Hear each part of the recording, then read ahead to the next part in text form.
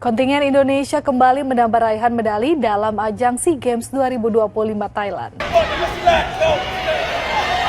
Too many complaints for you guys. Too many complaints. Today, we still talk about trade, but different modifiers are used to describe trade. Dan ini adalah satu pengkhianatan terbesar yang dilakukan oleh pihak yang berkenaan. Semakin geger dan panas, Menteri Olahraga Singapura buat pernyataan super keras dan menohok kayak gini soal kecurangan besar Thailand di SEA Games 2025 yang merugikan tim Indonesia.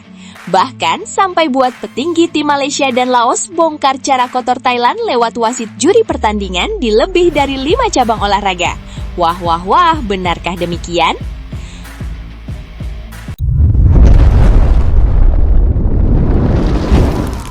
Sebelumnya mohon subscribe channel ini dulu supaya nggak ketinggalan berita terupdate Timnas Indonesia. Kontroversi demi kontroversi terus membayangi gelaran SEA Games 2025 yang saat ini masih berlangsung di Thailand. Ajang olahraga terbesar di Asia Tenggara itu kini bukan lagi hanya soal persaingan prestasi atlet, melainkan berubah menjadi sorotan tajam terkait integritas, sportivitas, dan laporan kecurangan sistematis yang dilakukan oleh tuan rumah. Kontroversi yang terjadi tidak hanya merugikan satu negara, tetapi sudah berdampak luas terhadap banyak kontingen peserta, terutama Indonesia. Publik Asia Tenggara pun dibuat heran dengan dominasi Thailand yang begitu ekstrim dalam perolehan medali. Hingga update terbaru, Thailand nyaris menembus angka 200 medali emas, sebuah pencapaian yang terlihat luar biasa di atas kertas, namun memunculkan tanda tanya besar di baliknya. Di tengah situasi panas ini, suara keras datang dari Singapura. Menteri Olahraga Singapura, Lawrence Wong, akhirnya angkat bicara dan menyampaikan pernyataan yang mengejutkan publik. Saya marah dan sangat kecewa. Ini bukan lagi soal keunggulan tuan rumah, tapi sudah masuk ke wilayah pelanggaran serius terhadap prinsip olahraga, ujar Lawrence Wong dalam pernyataan resminya.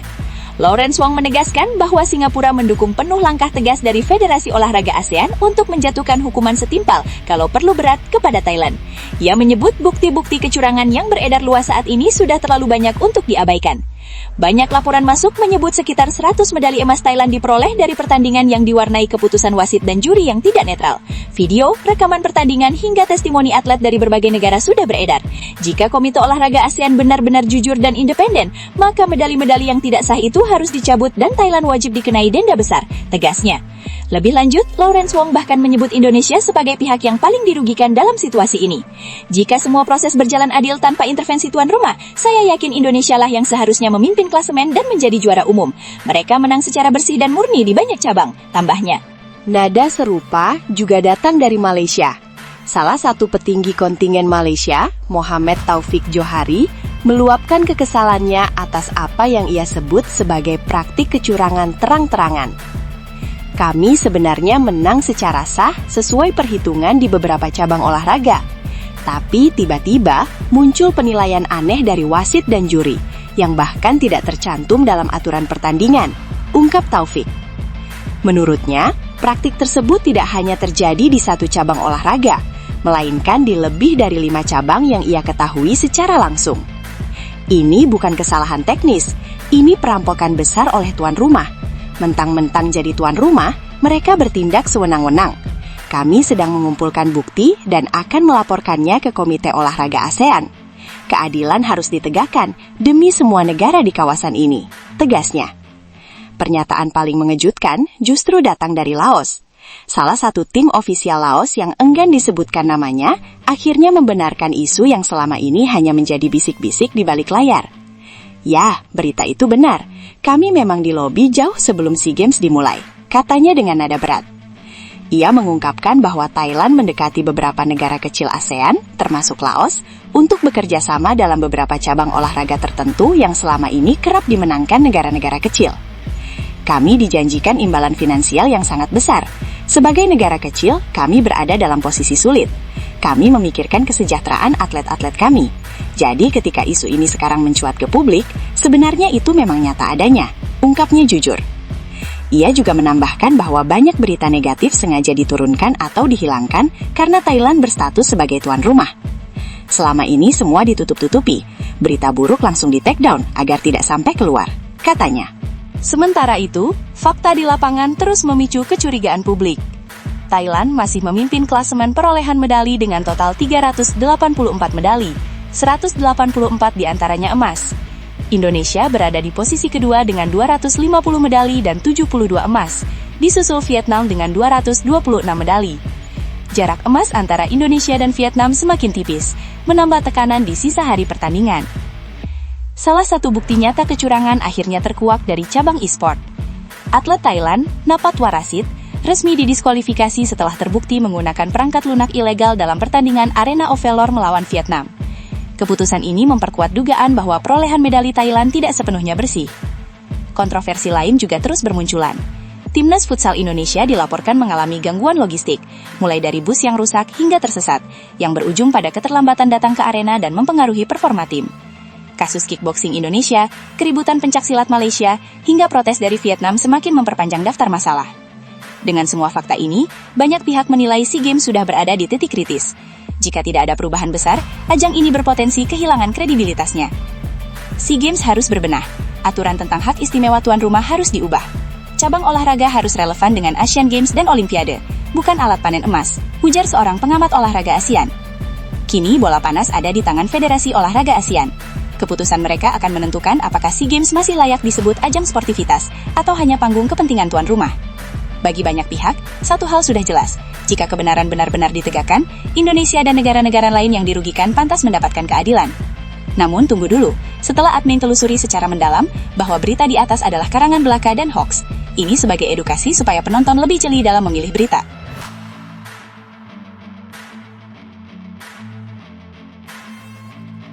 Bundesliga Jerman menyuguhkan cerita menarik bagi pecinta sepak bola Indonesia. Bek timnas Indonesia, Kevin Dix, mendapat momen spesial ketika berhadapan langsung dengan Jensen Silt, pemain muda yang memiliki darah keturunan Indonesia dalam laga kasta tertinggi Liga Jerman. Pertemuan keduanya terjadi saat Borussia Mönchengladbach dijamu Wolfsburg di Borussia Park, Sabtu 13 Desember 2025. Kevin Dix yang membela Gladbach harus berhadapan dengan Wolfsburg yang diperkuat Jensen Silt, sosok muda potensial yang memiliki garis keturunan Indonesia dari sang kakek yang berasal dari Maluku. Laga tersebut bukan sekedar pertandingan biasa. Bagi Kevin Dix, ini menjadi momen bersejarah karena ia masih memegang status sebagai pemain Indonesia pertama yang tampil di Bundesliga. Rasa bangga itu pun diungkapkannya secara terbuka. Tentu sebuah kebanggaan besar menjadi pemain Indonesia pertama yang bermain di Bundesliga, kata Kevin Dix.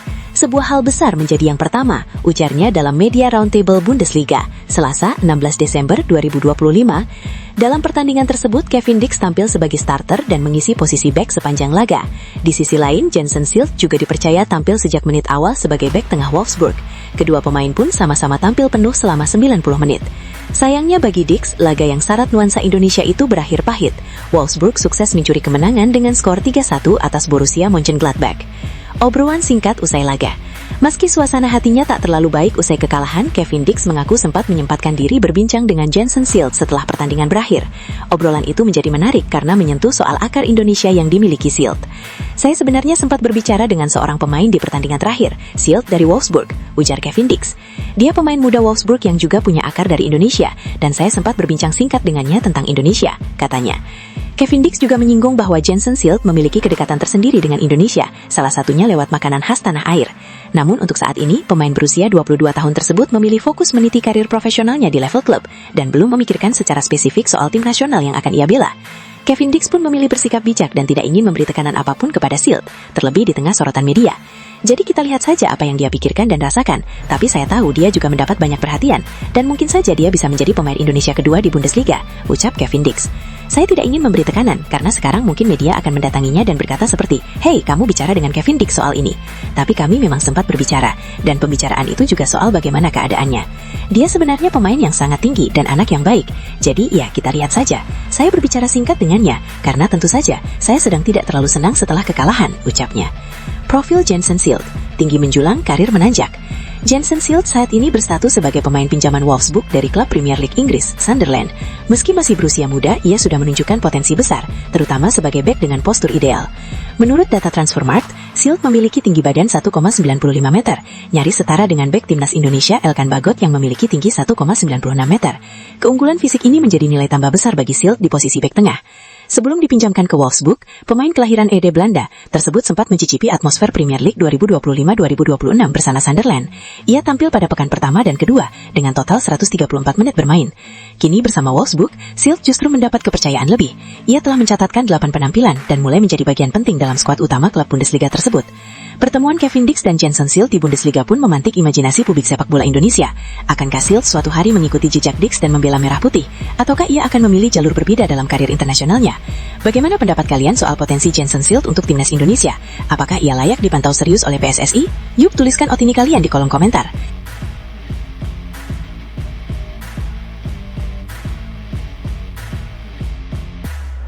Proses pencarian pelatih baru timnas Indonesia memasuki fase krusial. Setelah berpisah dengan Patrick Kluivert, PSSI kini bersiap menyambut sosok anyar yang akan memimpin skuad Garuda ke depan. Federasi mengonfirmasi bahwa tahap penjajakan sudah mendekati garis akhir, dengan hanya menyisakan 2 nama kandidat kuat yang terus dibahas secara mendalam. 2 sosok tersebut disinyalir adalah Giovanni van Bronckhorst dan John Hartman. Keduanya datang dengan latar belakang dan pengalaman berbeda, namun sama-sama pernah berkecimpung di level tertinggi sepak bola dunia. Meski begitu, jika bicara khusus soal rekam jejak di Piala Dunia, nama John Hartman justru memunculkan perdebatan menarik, terutama bila dibandingkan dengan mantan pelatih timnas Indonesia, Shin Tae-yong. Anggota Exco PSSI, Endry Erawan, sebelumnya telah menegaskan bahwa pelatih baru timnas Indonesia tidak boleh dipilih sembarangan. Target yang dipasang federasi terbilang ambisius dan membutuhkan sosok dengan kapasitas mumpuni. Pesan dari Pak Ketum PSSI, Erick Thohir, dan Pak Ketua BTN, Sumarji, target kita tidak main-main, ucap Endry Erawan. Kita ingin berusaha lolos di Piala Dunia 2030. Makanya kita harus cari pelatih kompeten, punya jejak karir bagus, dan terpenting well prepared, kata Endry. Van Bronckhorst versus Hartman, pengalaman berbeda.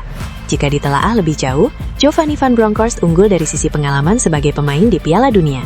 Sementara itu, John Hartman punya nilai lebih sebagai pelatih yang sukses mengantarkan timnas Kanada lolos ke Piala Dunia 2022 lewat jalur kualifikasi zona CONCACAF. Keberhasilan Hartman membawa Kanada tampil di Piala Dunia Qatar 2022 memang menjadi pencapaian bersejarah, mengingat Kanada akhirnya kembali ke panggung tertinggi sepak bola dunia setelah penantian panjang. Namun catatan mereka di putaran final justru menjadi sorotan tajam. Di fase grup Piala Dunia 2022, Kanada yang diperkuat Alphonso Davies dan kolega tampil tanpa kemenangan. Mereka selalu menelan kekalahan masing-masing dari Belgia 1-0, Kroasia 4-1, dan Maroko 1-2. Hasil tersebut membuat Kanada tersingkir sebagai juru kunci grup tanpa satupun poin. Catatan ini dinilai lebih buruk dibandingkan pengalaman Shin Tae-yong di Piala Dunia sebelum menangani timnas Indonesia. Shin Tae-yong dan memori emas Piala Dunia 2018. Sebelum resmi melatih timnas Indonesia pada 2020, nama Shin Tae-yong masih lekat dengan kenangan manis bersama timnas Korea Selatan di Piala Dunia 2018. Di turnamen yang digelar di Rusia tersebut, Shin menjadi bagian penting dari sejarah besar sepak bola Asia. Korea Selatan secara mengejutkan sukses menumbangkan Jerman, sang juara tertahan, dengan skor 2-0 di fase grup. Kemenangan itu bukan hanya menggembarkan dunia, tetapi juga menjadi salah satu hasil paling ikonik di Piala Dunia 2018. Pengalaman besar inilah yang kemudian menjadi salah satu modal kuat Shin Tae-yong saat dipercaya menangani timnas Indonesia, hingga akhirnya mampu bertahan selama 5 tahun membangun fondasi skuad Garuda. Kini pertanyaan pun mengemuka, jika John Hartman benar-benar ditunjuk sebagai pelatih timnas Indonesia, mampukah ia memberikan dampak yang sama atau bahkan lebih baik dibanding Shin Tae-yong? Apakah rapor kurang meyakinkan Kanada di Piala Dunia 2022 akan berpengaruh pada kepercayaan publik sepak bola Indonesia? Di satu sisi, Hartman punya reputasi sebagai pembangun tim dan spesialis proyek jangka panjang. Di sisi lain, publik tentu berharap pelatih baru bukan hanya membawa nama besar, tetapi juga menghadirkan hasil nyata dan mental juara di level tertinggi. Menurut kalian, apakah pengalaman John Hartman sudah cukup untuk mengantar timnas Indonesia bersaing menuju Piala Dunia 2030? Atau justru PSSI sebaiknya memilih sosok lain dengan rekam jejak Piala Dunia yang lebih meyakinkan? Yuk, tuliskan pendapat kalian di kolom komentar.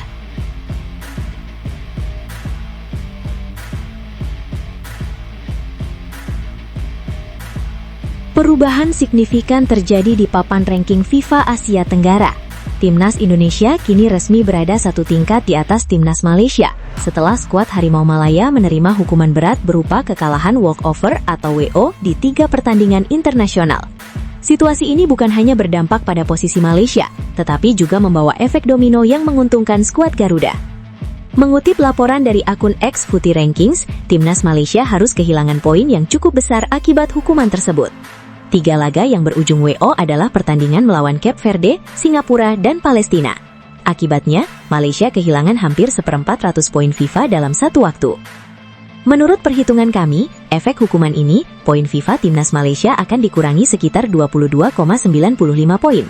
Peringkat mereka akan turun ke posisi 122 dunia, tepat di bawah Indonesia, tulis Footy Rankings. Namun, perhitungan ini belum resmi. FIFA akan merilis ranking FIFA resmi pada 19 Desember 2025, hari ini. Lanjut Footy Rankings. Timnas Indonesia diuntungkan, naik 1 tangga. Dampak dari pengurangan poin Malaysia langsung terasa. Harimau Malaya harus terjun 6 peringkat, dari posisi 116 dunia ke 122 dunia. Sebaliknya, Timnas Indonesia yang berada tepat di bawahnya justru naik 1 peringkat, dari posisi 122 ke 121 dunia.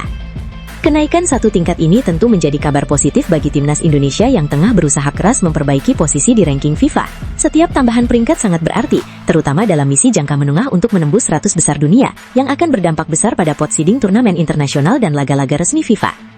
Meski kenaikannya terbilang kecil secara angka, secara momentum hal ini bisa menjadi suntikan moral tersendiri bagi skuad Garuda, terlebih di tengah fase evaluasi besar-besaran yang sedang dilakukan federasi. Hukuman Malaysia bisa bertambah? Masalah Timnas Malaysia tampaknya belum sepenuhnya selesai. Sebelumnya, mereka sempat mencatat hasil positif di FIFA Matchday Juni dan September 2025, yakni imbang 1-1 melawan Cape Verde, menang 2-1 atas Singapura, serta menang 1-0 atas Palestina. Namun seluruh hasil tersebut akhirnya dianulir FIFA karena Malaysia terbukti menggunakan 7 pemain naturalisasi ilegal. Dari sini muncul pertanyaan besar di kalangan pecinta sepak bola Asia Tenggara, bagaimana dengan laga lain Malaysia di ajang resmi AFC? Sorotan mengarah pada pertandingan Malaysia versus Nepal dan Malaysia versus Vietnam, yang digelar pada Maret dan Juni 2025, dalam lanjutan kualifikasi Piala Asia 2027. Pasalnya, pada 2 laga tersebut Malaysia juga diduga menggunakan pemain naturalisasi ilegal yang sama. Perlu diketahui, kewenangan untuk memberikan sanksi WO pada laga-laga tersebut berada di bawah otoritas AFC, bukan FIFA. Saat ini AFC disebut masih menunggu selesainya proses protes Malaysia di Pengadilan Arbitrase Olahraga, atau CAS, sebelum mengambil keputusan lanjutan. Jika nantinya AFC memutuskan Malaysia kalah WO dari Nepal dan Vietnam, maka dampaknya akan sangat fatal. Malaysia hampir dipastikan gagal lolos ke Piala Asia 2027, sekaligus membuat posisi mereka di ranking FIFA semakin terpuruk. Momentum untuk Indonesia? Di sisi lain, kondisi ini bisa menjadi peluang bagi Timnas Indonesia untuk terus memperbaiki posisi, asalkan mampu meraih hasil positif di laga-laga internasional berikutnya. Dengan persaingan regional yang semakin ketat, setiap poin FIFA kini terasa semakin berharga. Situasi ini juga menjadi pengingat bahwa kepatuhan terhadap regulasi FIFA dan AFC adalah hal mutlak. Kesalahan administratif bisa berujung pada konsekuensi besar, bukan hanya pada satu pertandingan, tetapi juga pada reputasi dan masa depan sebuah tim nasional. Menurut kalian, apakah Timnas Indonesia bisa memanfaatkan momentum ini untuk terus naik di ranking FIFA? Dan bagaimana pendapat kalian soal potensi hukuman tambahan bagi Malaysia? Yuk, tuliskan pandangan kalian di kolom komentar.